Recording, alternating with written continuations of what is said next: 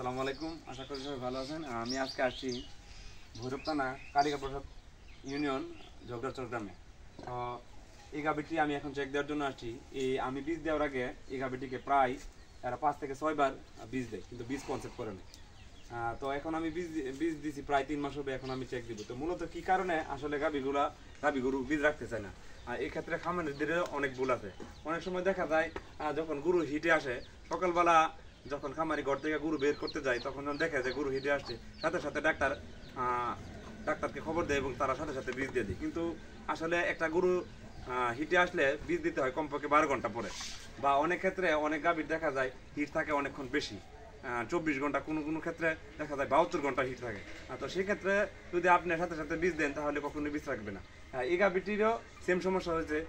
এরা 5 থেকে 6 বার এআই করানোর পর যখন আমাকে ডেকে নিয়ে আসে, আমি দেখলাম এর সার্ভিক্স সম্পূর্ণ হিট সব ঠিক আছে, কিন্তু দেখা যাচ্ছে এর হিটটা লং টাইম থাকে। তো আমি এদেরকে জিজ্ঞাসা করলাম যে আপনারা একদিনে 2 বার বীজ দিয়েছেন কিনা, সকাল বিকাল। এরা বললো যে না, এরা একবার করে বীজ দিয়েছে, এবং যে কর্মী ভাই দিয়েছে সে অনেক দূরের, দেখা যায় তাকে ডেকে নিয়ে আসার পর সাথে সাথে বীজ দিয়ে গেছে, সেই কারণে আর কি বৃষ্টি রাখে নাই। তো আমি তার হিটটা নির্ণয় করার চেষ্টা করলাম। তো আমি এটাকে 2 বার বীজ দিই, একবার রাতে এবং পরের দিন সকালে। তো এখন মনে হয় ইনশাল্লাহ গরুটা বীজ কনসেপ্ট করছে। তো কি কারণে রাখে না, এর কারণ হচ্ছে দেখা যায় হিটটা লং টাইম থাকার কারণে এরা শর্ট টাইমে বীজ দিছে, এই জন্য রাখে না। তো আমি এর হিট একবার শেষের দিকে বীজ দেওয়ার কারণে বীজ ইনশাল্লাহ কনসেপ্ট করছি।